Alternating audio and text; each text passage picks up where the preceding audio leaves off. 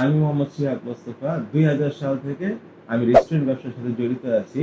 আমার বাবা ইউএসএ বেড়াতে যায়, তখন ওইখান থেকে একটা রেস্টুরেন্ট তার খুব ভালো লাগে।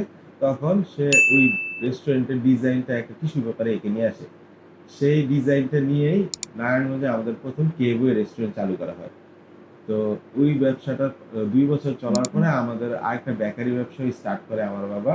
তো কেএফওয়ে রেস্টুরেন্ট আর বেকারি ব্যবসার সাথে 2000 সাল থেকে 2019 সাল পর্যন্ত আমি জড়িত ছিলাম। তো শুরুতে আমি ওইদিকে ইনভেন্টরি ম্যানেজ করতাম, দেন হচ্ছে অ্যাকাউন্টস ম্যানেজ করছি। এইভাবে আস্তে আস্তে পুরো রেস্টুরেন্টের সবগুলোর কাজের সাথে আমি নিজেকে জড়িত করে ফেলছিলাম।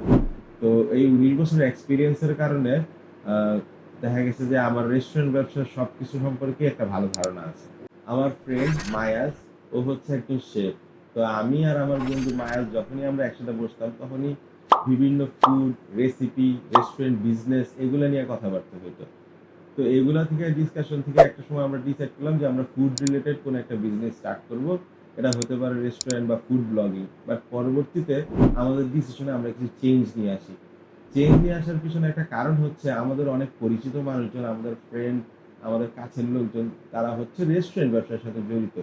এবং তাদের কাছ থেকে আমরা বিভিন্ন সময় বিভিন্ন প্রবলেমগুলো শুনতে পাই। লাইক কখনো হচ্ছে মেনু নিয়ে সমস্যা হচ্ছে, কখনো স্টাফদের কাজ নিয়ে সমস্যা হচ্ছে, কখনো রেসিপিতে প্রবলেম, কখনো দেখা গেছে যে আদার কিছু প্রবলেম তাদের সামনে এসে হাজির হচ্ছে।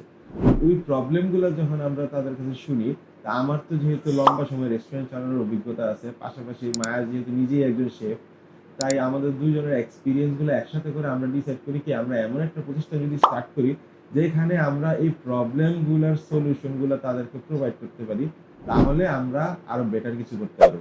তো এভাবে শুরু হয় আমাদের roasted kitchen academy. Roasted kitchen একাডেমির মূল উদ্দেশ্য হচ্ছে নতুন উদ্যোক্তাদের রেস্টুরেন্ট ব্যবসা পরিচালনার যত গাইডলাইন আছে তা দেয়া। নতুন উদ্যোক্তাদের যে বিষয়গুলো জানা উচিত সেগুলো হচ্ছে niche selection, menu engineering, food costing, marketing, content creation, এগুলা নিয়ে রোস্টেড কিচেন কাজ করতেছে।